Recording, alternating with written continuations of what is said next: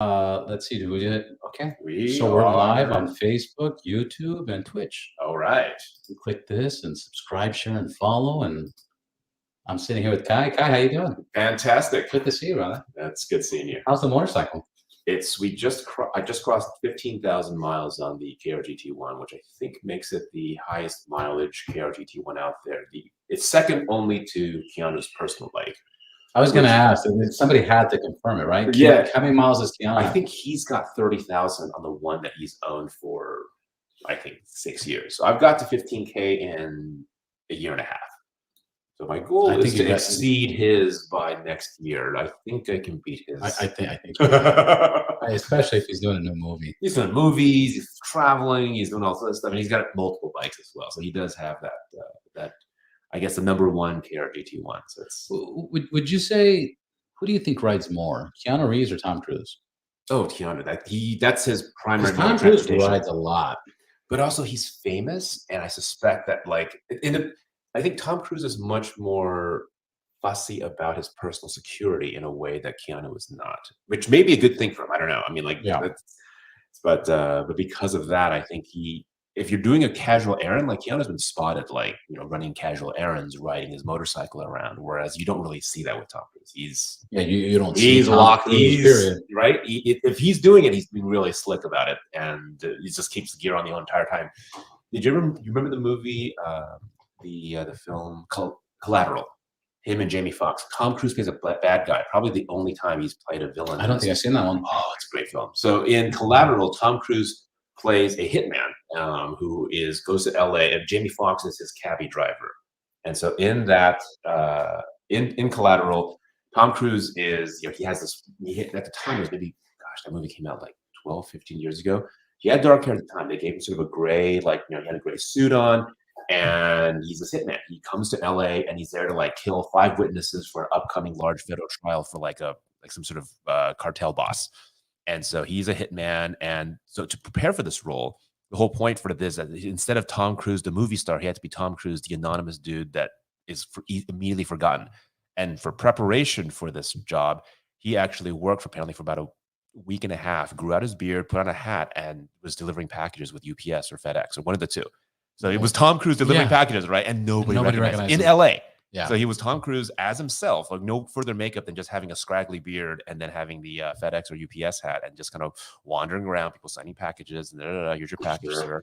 And that was for him like a way to kind of say, look, this time it's not like me, the very famous guy who looks at me. It's like, no, I'm nobody. You're not supposed to notice me. And will people still recognize me nonetheless? And that was his challenge. I think he got recognized maybe once the entire time, but that was kind of a fun extra. If you go to YouTube, there's a video of because they actually had someone follow him with a little tiny camera that was a whole bunch of people signing packages with Tom Cruise and not realizing it. That was kind of fun. I just saw one on one of the late night shows or something like that. I forgot exactly what it was, but he was like, if you saw so and so, what would you say to them? Yeah, you'd be like, he sucks. you would say that to him to his face? I'd say he sucks. Yeah. I'm him. He goes, yeah, right. Yeah. It was just so silly.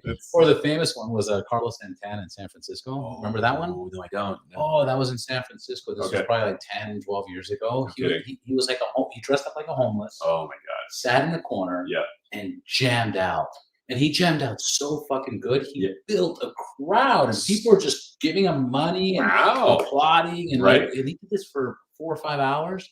And finally, he gets up, lifts the hat, and he's like, "Oh, people lost their mind." So it's kind of like when Stephen King wrote a book as Richard Bachman. I don't know if you remember this. So Stephen King in the 80s was already a fairly big author, and so part of like a lot of insecure authors, he's like, "Is it because I'm a good writer, or is it because at this point the Stephen King brand is so good that I could just write my laundry shopping list and whatever, and then people still buy millions of copies of my books?" So he said, "Okay." He goes to his publishers. I'm going to create an alter ego called Richard Bachman. No photo, just like some rando, and just put me in the slush pile. I'm not, no photo in the back, no promotion, no special anything. Just Richard Bachman writes some random horror stories. And so he wrote it, and obviously didn't get the same returns as a Stephen King novel. But one by one, they come out, and then Richard Bachman starts attracting an audience. He starts getting reviews and whatnot. In fact, he got someone who's also a Stephen King fan that was like, "Hey, this guy's really familiar and starts digging into his life and starts going, who the fuck is this Richard Bachman? He's really good. I like him. He's good, but I feel like he's aping Stephen King style. Notices that it's the same publisher, that the same parent company that does Stephen King is all like, oh, what's going on here? Looks at the copyright and whatever. So basically, he had one kind of stalkery dude figure out that it's the same dude. And how long did it take him? A couple of years. So it took him, and then now that and then finally he was outed back then. Yeah, there was internet searches. Yeah, so that was really impressive. And so then Stephen King used that incident to create another novel, actually, about a stalker and a famous author and whatever. So he even used that incident as fodder for another novel as Stephen King. And then the books that he wrote as Richard Bachman, now that it's out, it's like, oh, these are all the books I wrote under my alter ego, and it's still me, obviously, but it was like my attempt to kind of basically, it's like when you finish a video game and then you want to play it again on hard setting. That's kind of easy. Like, okay, I did the whole, like, I'm a nobody and I'm writing books and I became famous. Now it's like I have money, I'm rich, I don't need to have every single person know of every single story I come up with. So let's see if I can start from zero again on hard setting and see if I can still get some sort of win. And so he did. And I was like, and I mean, not to the level of Stephen King, but was able to actually get a following just under anonymous, like, fake pen name. Do you think that people do that because they actually truly doubt themselves? Like, you know what? I got here because of this, that. I want to try it again by myself. Or do they do it out of boredom? And they're like, you know what? I'm going to challenge myself. Could be both, I think. And then what's the reason for the actual success? Because they obviously did it once and repeated it twice. Right. What's the difference from that person versus somebody else? Because a lot of people don't make it. Right. Obviously. It's just, I think a big part is there is an element of organic talent. I mean, like, think about, there's the richest person in the world, the poorest person, the most successful, least successful. Like, at some level, there's going to be an element of skill, right? It's not just all luck. I mean, if you're the cheap things, it's all, everyone who's at the top is just lucky. It's like, if you interact with people who are at the top of their games and all these things, you realize, like, some of the people at the very top, it's consistent.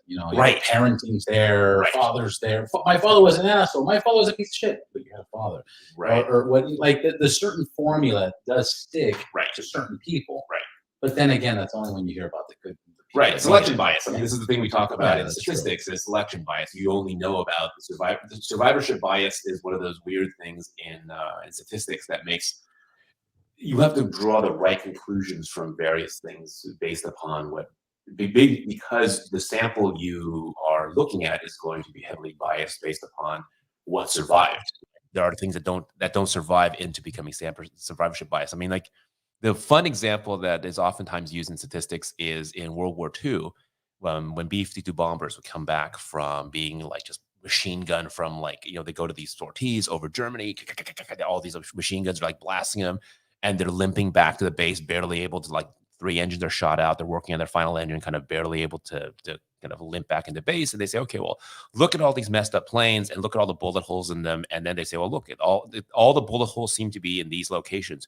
We should armor up these parts of the plane. And actually someone said, wait, hang on a sec. These are the planes that made it back, which means that these are planes that if they get hit in these locations, they're able to fly back here. The ones that are hit in other locations, they didn't make it back. We should armor up the places that aren't shot to shit, because those things, even if they got grazed, those basically are like that and kill shots on those planes. Yeah, of course. So it's very counterintuitive. You see all these holes in a plane, you feel the urge to patch them up because no, they can take these hits. They're back here. They made it back to base. Which ones didn't make it back to base? The ones that got hit in the other spots. Right. Even a light on those spots, and they're done. So they were originally going to go in a direction. Let's armor up all these places that got shot to shit. Like no. Let's look. Notice how all these planes, they're pristine in these spots, and they made it back.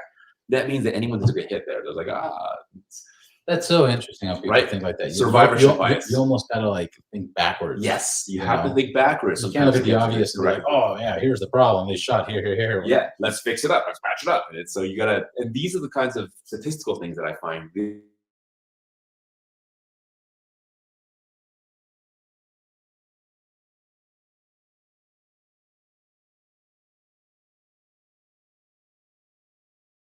Are we buffering? We're buffering. Okay, we're back. We're back. Please continue the train of thought. So we end up noticing stories that percolate to the top of our attention. We don't see this, like we hear about the story of, oh, this person went to LA and wanted to be an actor, put everything on their credit cards, and then 6 months later, now they're on TV or in the movie. It's like, okay, that's the story you hear about. You don't hear about the 10,000 millions of people, right? That fucking fail, right? They come here, they go to audition after audition. They're good looking, they're charismatic, they're splitting their room with a bunch of roommates. That drives me fucking crazy because sometimes I can't figure out what that issue is. And what I mean by that is, I'll give you a perfect example. You got a guy, rents a spot, creates the best gourmet fucking kitchen in the whole planet, right? Has great servers, has great everybody. Yep. But for whatever reason, fails miserably. And McDonald's makes millions of dollars every day. Forget the McDonald's example. Right. Forget exactly that example. But then you got the next guy that just opens up a stupid sandwich, piece of shit, dumb. Like actually, I was just talking about it today. On Tahunga and Moore Park, right here in Studio City, there's a taco place called Harry's Tacos. Yes. It's been there for 30, 40 years. I went to Harry's Tacos and I was like, let me get 2 carne asada and 1 pastor. They're like, we don't have carne asada, we don't have pastor. I go, what? What do you have? Ground beef. I go, that's it? And they're like, yeah, we can add cheese. I was like, really? Okay, give me 2 tacos, you know. Whatever your version of it, right? Crunchy tacos. So it's like a knockoff of Taco Bell, right? Yeah. Okay, what do you want to drink? I'll take a Jamaica.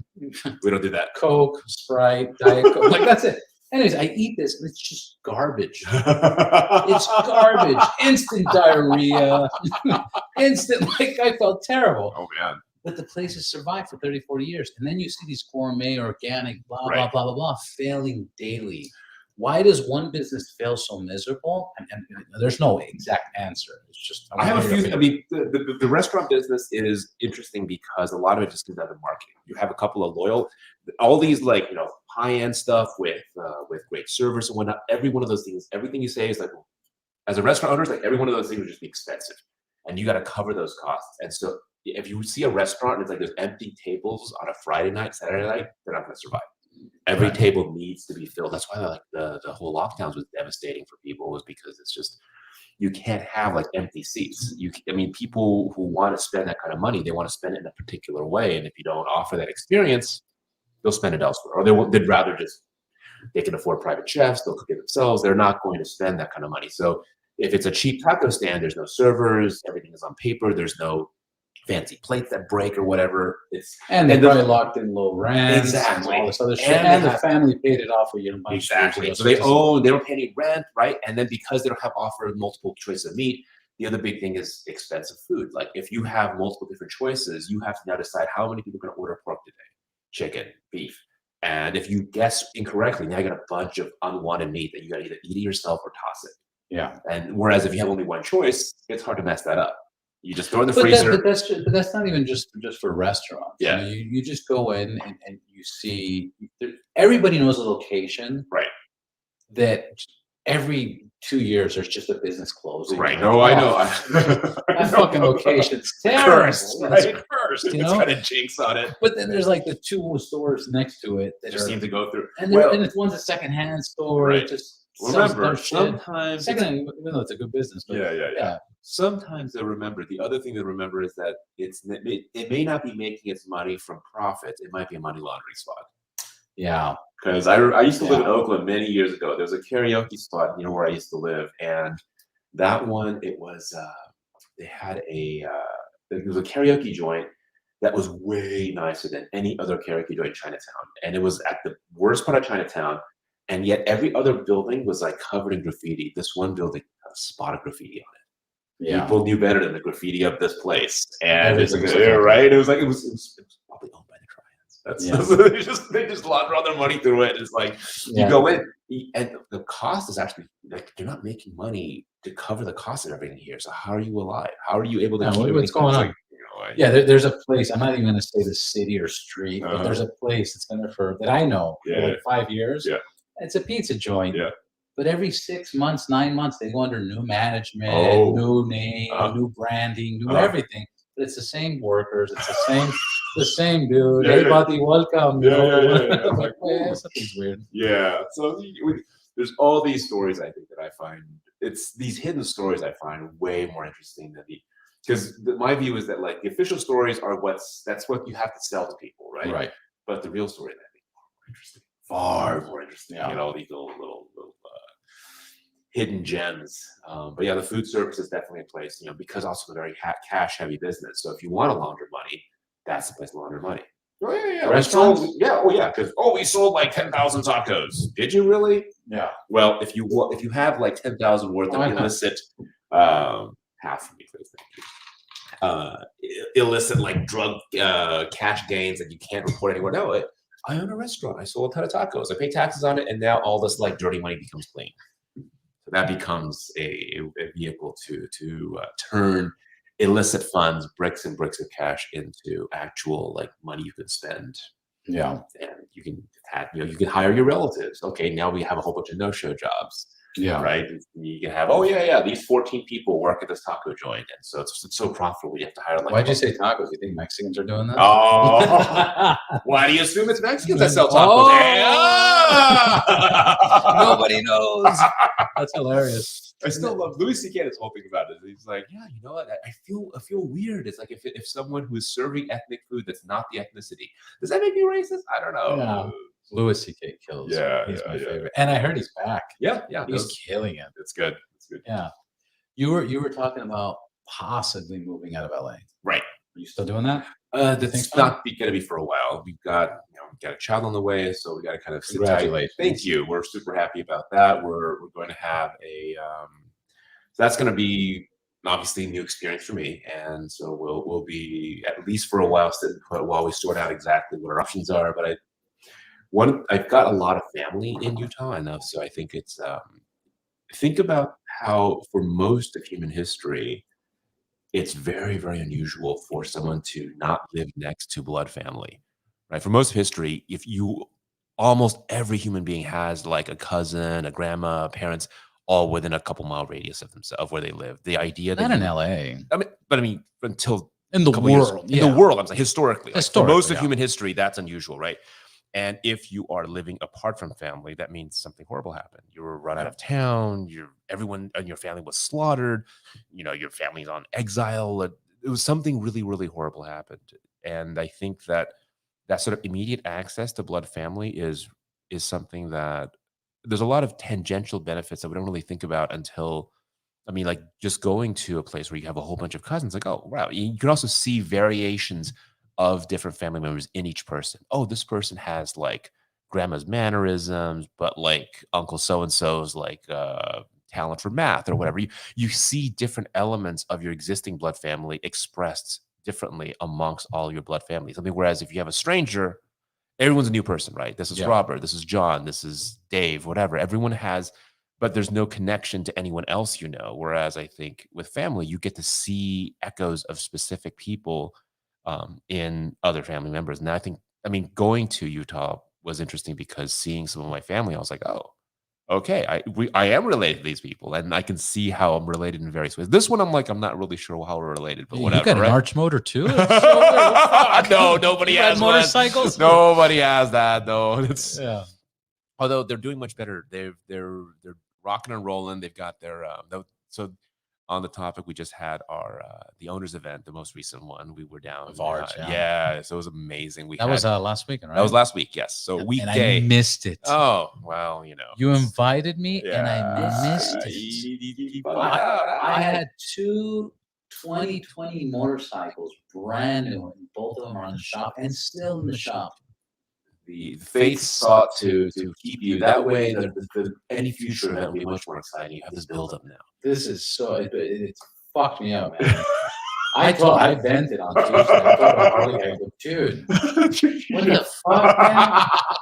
Keanu Reeves, man. And you didn't have my bike ready? Oh, are you fucking serious? No, he was like, I made him feel bad. I was like, dude, this is fucked up. It is fucked up if you think about it. I got two, anyways. How was it? So was he there? He was not. He was filming, so he actually did a video stream with us from I think some place where he was shooting a movie. So he felt that, and he was like, "Hey, this is a big thing for."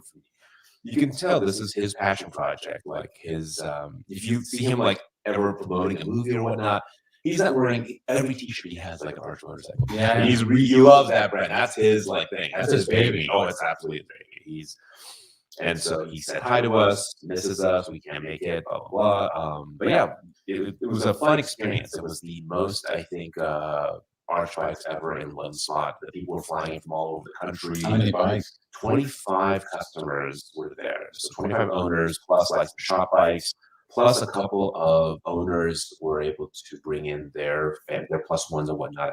There was one of the owners, he had his son over, and he rented a Harley for him to ride with us, and a few other kinds of dynamic. It was a lot of fun. It was down in Temecula, and we hit a bunch of trails that were already pre-scouted, and so we had like all the rest stops. So every rest stop we would ride out, and staff would come in, fill up the bikes, and we would rest, eat, and then we'd come back to our bikes, and they would be magically filled.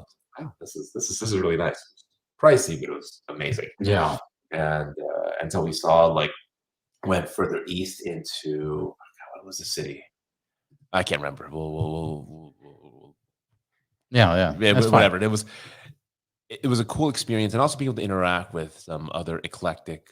Did you network pretty well? Oh, it was a lot of fun meeting with other kind of people who were. Who was the most interesting? Oh. Not most interesting, but whoa, that's different. I actually, someone I've already known for like a year and a half now. From the last owners event. The last owners event, Larry Rifkin. He's probably the most prolific poster online. He's a dentist who's down in.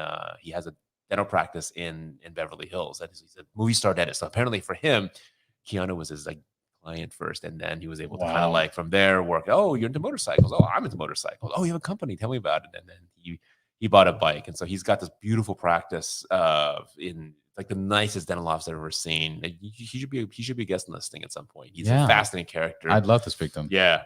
And he's got a bike that he ordered from way back, and so yeah, he and I ride together. He's a fun character. Let's see. There's a few other gentlemen from the East Coast. You have some, and apparently we had a few more people that were in Europe that just couldn't make it because there were travel shutdown, lockdowns, whatever. Yeah, the whole COVID thing. So apparently was just open a day after the event would have happened. So a lot of them were on standby, hey, listen, we're ready to come on out. And it's yeah. We had one guy from the East Coast that actually because of all this logistical snafus, shipping just wasn't work. He was all the way to the East Coast, and you really want to participate in the event, so he paid some guy to smuggle them in. No.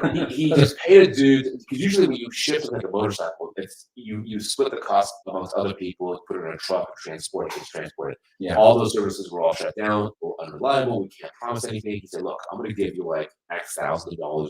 You're going to load this bike into your truck, and then you're just going to drive it straight from here to California." Yeah. And they did that. And I was like, yeah, of course. Well, he got his bike over, but I was like, wow, that was a very expensive transport. Yeah, absolutely.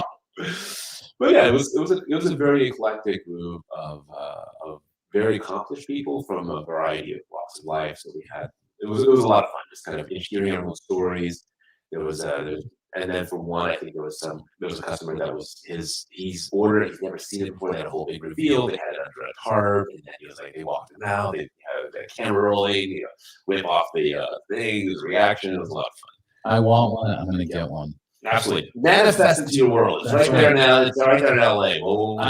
I want you to describe how you justify the value of an Arch motor. What do you get when you purchase this bike? How is it worth it? And what do you compare it to?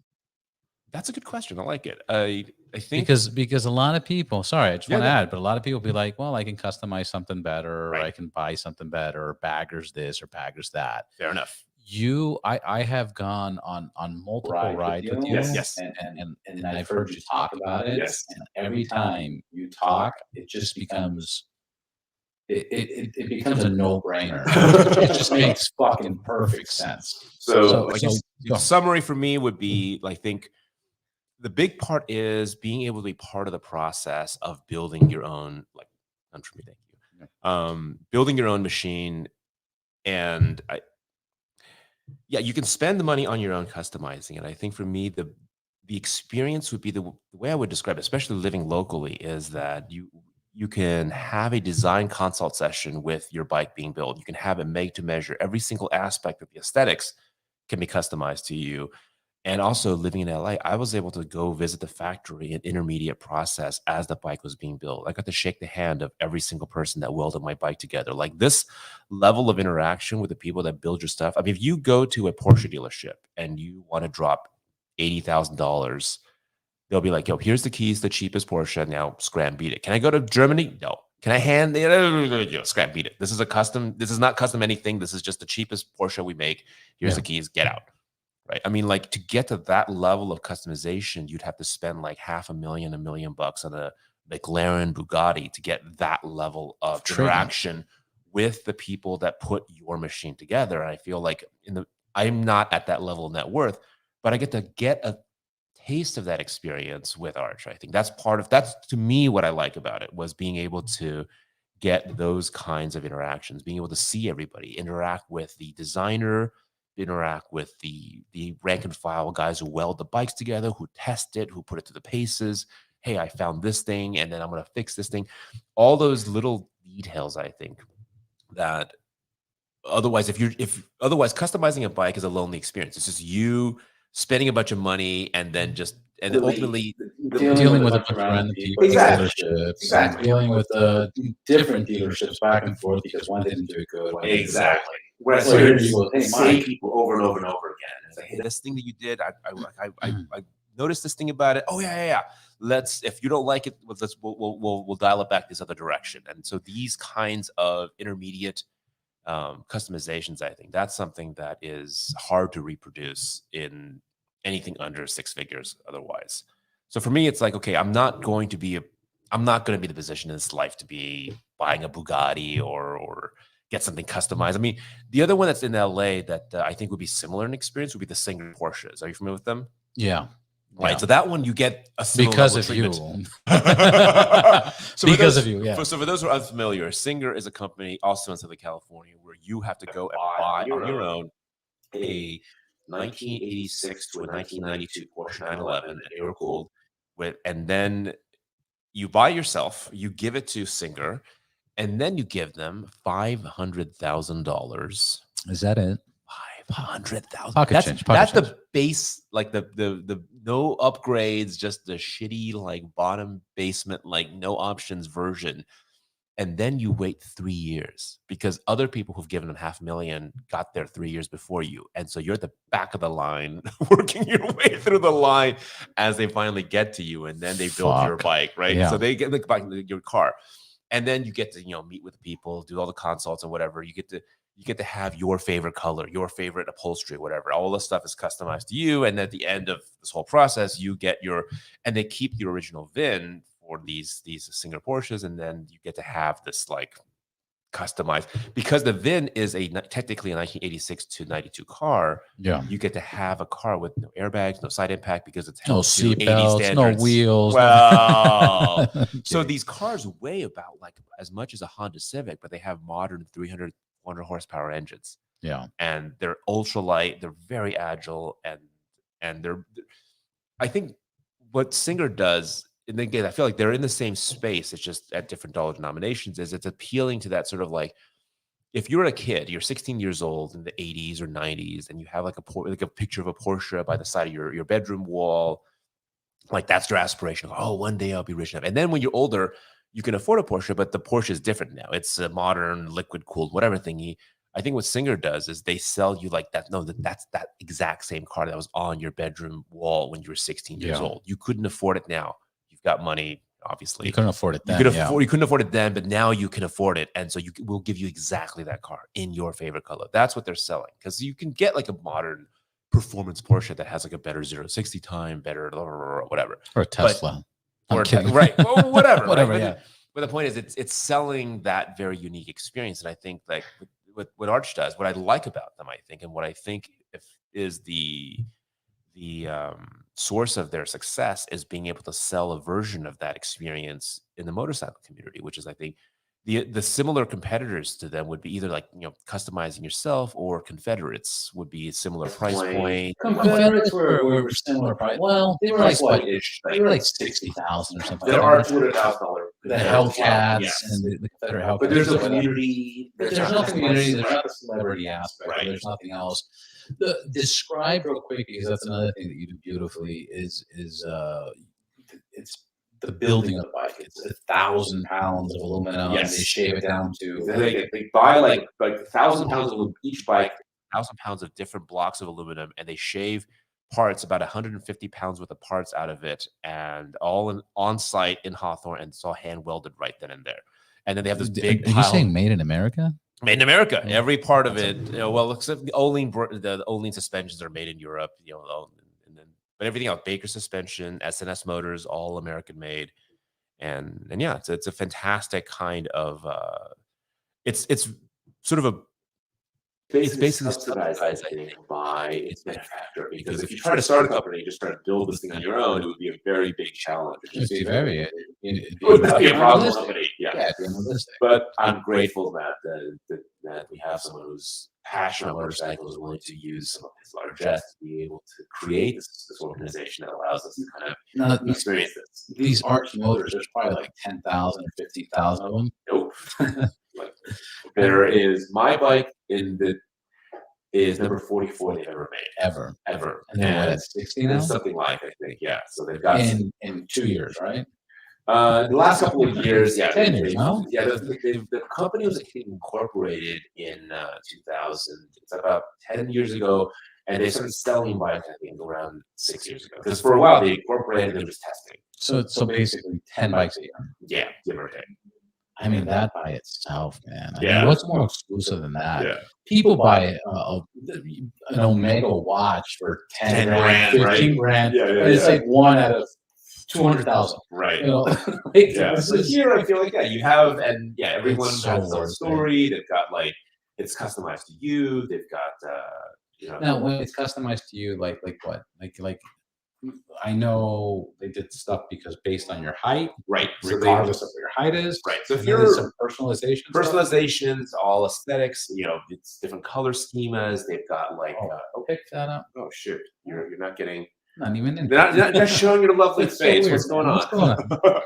So yeah, they've got they can do custom color, and I'm fairly standard size, and so customization for height. I love how tall people say their standard size. I fucking love it.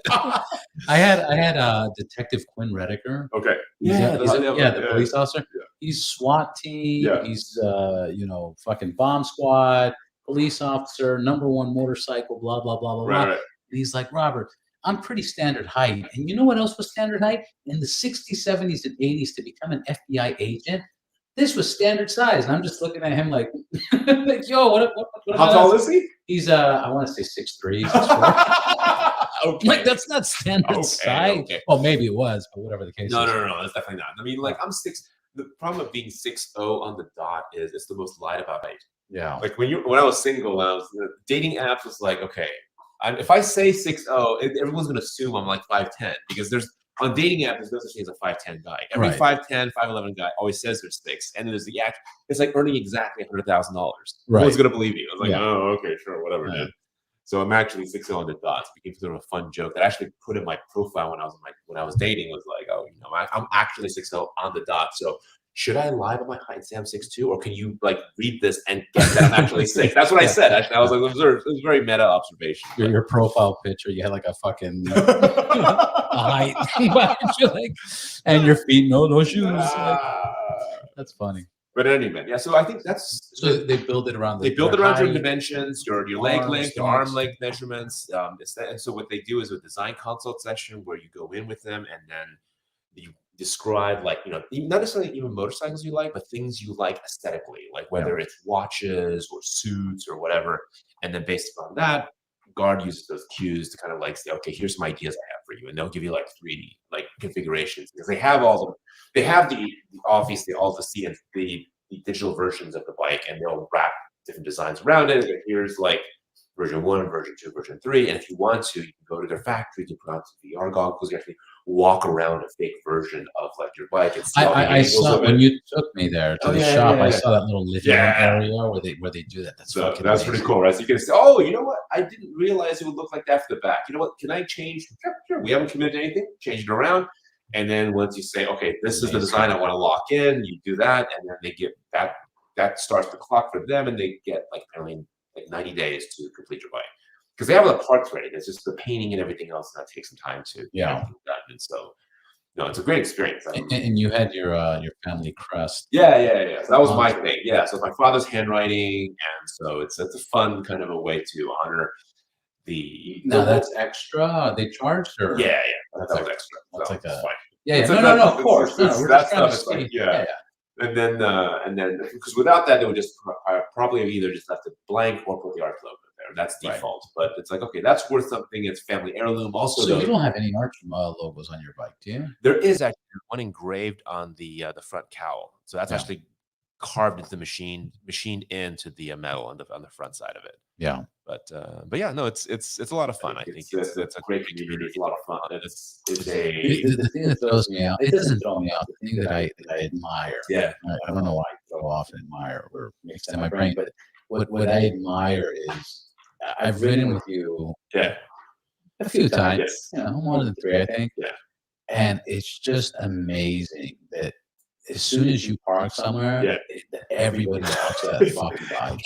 Introverts and nightmare bike. I can put 24 karat gold on my street glide with BMW. I can light it on fire. Whatever, people would just overlook it. Come to your bike and be like, "Yo, this is." I've never seen it before. Oh my god! I've heard about it. Right. And this is in Orange County or in Malibu. This is not even fucking we're in Utah or like somewhere where they don't even exist. Right. You know, like, this is where it's common, right? Which should be common, but it's not. It's not at all. I mean, it's something, and that's something that every time I'm like, fuck my bikes. You know, like, I love my bikes. I love my bikes. But it's like it does draw that kind of response. It's a big deal. It's a lot of fun. I think it generates. Also, I don't know what you can do to a bike to even compete to that in that status. In that sense. I think in the motorcycle world, it's certainly the only way to get a 1S is to be you know what I feel like? I feel like the closest comparison would be like it's like a bunch of Nissans and Hondas and Toyotas all customized, right? Look spoiler, and look at my radio, look at this. And then a Bentley just pops in. It's like, but it's even more exclusive than a Bentley. Right. It's fucking crazy. Yeah, and it's built to order. What's more exclusive? No, think about that. What's more exclusive than this? I mean, it's a celebrity's fucking name. It's his brand. It's only 60 bikes. Roughly 10 of like a year. Right. What's more exclusive than this? Nothing else, really. I mean, from that perspective, the price kind of justifies itself, especially considering the owner's cool. The owners are all cool, fascinating people. Yeah, they're all various, and they all kind of, they get it, right? They buy into all of it. And so they're fascinating people in their own rights. I think, although it's interesting because I feel like for most of the other owners, the Arch is the cheapest thing in their garage, and for me, it's the most expensive. So, for all of them, it's like, oh yeah, I got a Ferrari, I got this, this is like. But that still defeats the purpose. The purpose is that you got something very, very unusual, very unusual, right? Usual, and you buy into this community, and I think for me, those are the things that I like most about it. Is it's that community, and I like the fact that I flogged it out of the bike. It's not like pristine museum piece. It's picked up a couple of rock chips. It's had like some stuff scuffed up and stuff. You know, that's fucking amazing, and that's cool. I'm okay with that. I feel like it's sad when you see like I don't know if you ever seen Iconic Motorcycles. They're Adam Tromp's company that does like they do auctions for like rare bikes and whatnot. And so you see these bikes are like a super limited edition rare Ducati from like 2005 with 5 miles on it. And I always feel. I feel badly. It's like it's a performance bike. It was the fastest bike in the world back in like 2005. I think it should have been written in 2005. I think when I met you, it was when I met you, or like the second or third time. You just looked at me. I was like, "Really? That many miles?" You're like, "Bro, it's like having a girlfriend." I got fuck her. And then you're gonna wait to break up with her, and then somebody else is gonna be like, "Oh fuck, she hasn't been fucked. I want this." The phrase is you don't want to do something. you have a supermodel girlfriend that you don't want to get too freaky with her because you want to keep her fresh for the next guy. Right. That's the phrase. Right. It's like, no, I don't want to ruin her resale value. It's like, wow, that's not the point of but that's the thing. I think it's like it's no, and look, you've actually created one a great writing experience. Right. Two, you found out little kinks that are not working, and the shop got to figure out. Exactly. Three, you're second in place for the most mileage without even trying to do that. Right. I just ride it a lot, run errands with it, throw a backpack on, and the thing is, it's so common with motorcycles. I mean, you're talking about everybody. I mean, a big percentage of people get a motorcycle, and it just sits there for. I think the expression is more for boats, you know, where it's like it's the happiest day. The day you buy it and the day you sell it is the happiest days because in the meantime it's just money you're throwing away and you're not even using the fucking thing. Whereas for me, I feel like I get in a value where when I go for the occasional, like, okay, you gotta fix this, whatever, or oil change, whatever, it's like, you know, I got a lot of good mileage out of it. Yeah. It's getting 40 miles per gallon. I ride sober. You know,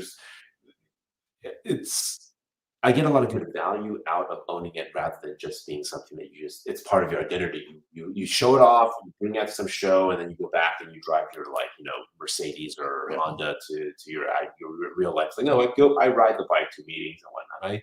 And I'm happy for it. I think it's a good way to get real value out of it. And I'm happy to have hopefully the highest mileage bike by this time next year of the fleet. I hope so. And then your jacket. Yeah. You also did the family crest on the jacket. Who did your jacket? Dainese. So I sent that to Dainese. They have a custom works program where you give them like logos and whatnot, and then they'll do it. They'll sew it all together in Italy. Banging around. Show that. Yeah. We have like.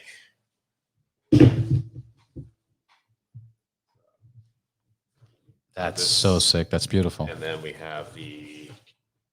Oh, and you did the arch Buddha. Right.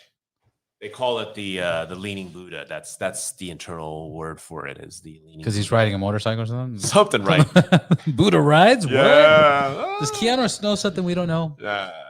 But yeah, so it's a lot of fun. I feel like it's been a great community, and I've met some fascinating people I would have otherwise never met, and so real grateful for all of that.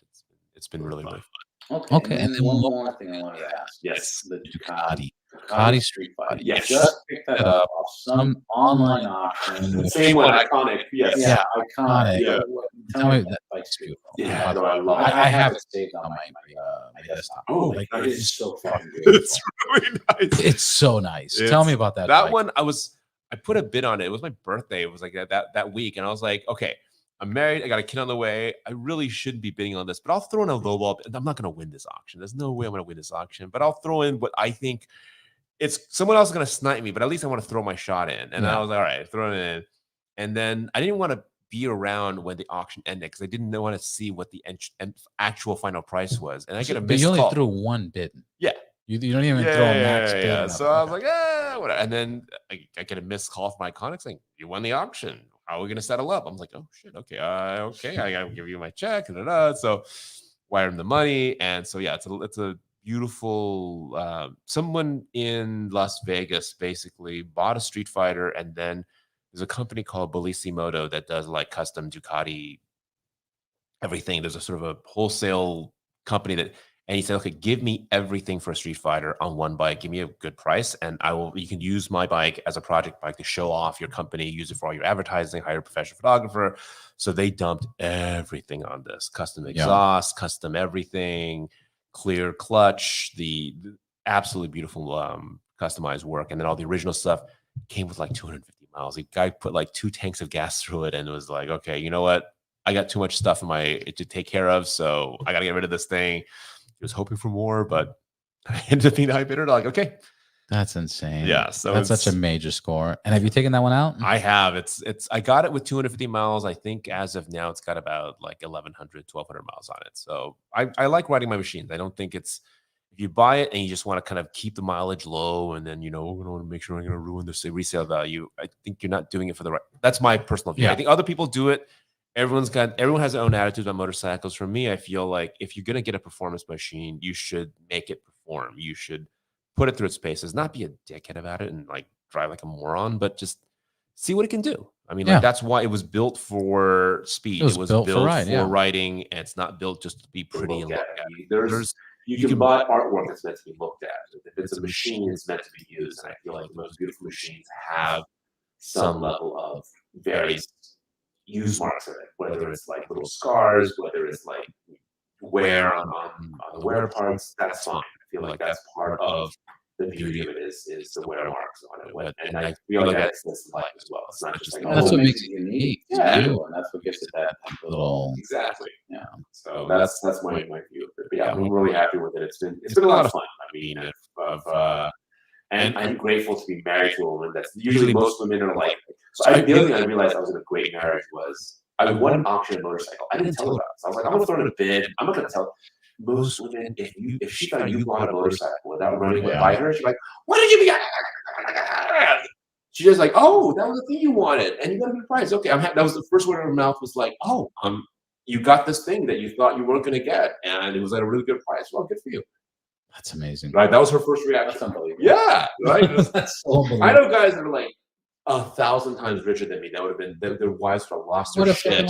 Yeah. Running over like as their wives are buying like a fucking exactly. Like, no, that's the one less purse for me. What's going on here, right? No, she's like, oh, that's the thing you wanted, and she's gonna go in the garage and sit there, and I can't believe you're so selfish. You're selfish. She's just like, oh, I'm not selfish. Stop bullying me. Like, what the fuck? Did you just say I'm not fucking bully you? I just said, what the fuck? Yeah, she's a real angel. And so she's like, oh, I mean, she also knows me well enough that like, you're not gonna overpay for me. She's like, I know you. The reason why you got this is you got a deal on this. That's what she says. Like, I know you got a deal on it. You didn't pay full price, so whatever. Like, honey, it was a $400,000 motorcycle I got for X amount. You could say so much. Say over $300,000. Yeah. If you wanted to flip it, you could. So whatever. I saw another one for less price. That's a different one. Though. Yeah. Well, cool. This was our first stream. Thank you for being part of this. Can we tell how many people are right now? Only one person's watching. Oh, but like consistently, they've been watching the whole thing. So hi to you. I appreciate that. Outstanding. Yeah, but the whole thing is to build up the whole YouTube and Twitch, and we'll see the YouTube counts. Excellent. It should automatically upload. Pop in, pop out, and it'll be a recorded version. That'll be fun, and it'll be all good. I'm happy to be part of this test. And this is the first thing. This is not even published through the podcast. Oh, okay. The podcast is going to have its own version. 3,000 plus. Dynamite. But live stream, whoever you are, thank you. Thank you. Write your name on the comments. We should be able to pop it up and say hi to you. We'll schedule it for the future ones. I think that'll be fun. And then I think we should schedule it. Schedule it. People know. Yeah. Because this was kind of impromptu. So someone was just like, oh, this is more to test out the equipment and stuff like that. So now we have it. We know it works, and we can then we can. The other thing you can do is probably set repeaters to kind of make or you can just run a wire from your home out. You have a long ass physical wire. Yeah. So there's ways to make it clean. Yeah, if you wanted to do it, but anyway, and I'll share this video with you on your Facebook. Absolutely. And then you'll be able to see how good the quality is, just so you get an idea. Dynamite, that'd be awesome. Cool. All right, we had a blast. Thank you so much, Robert. It was a tremendous pleasure. We had a good time, and we'll giving me a catch up on the absolutely. I'm sorry I missed it. It's okay. Well, there'll be future events. It's not like they're going away. Be well. Be well. All right.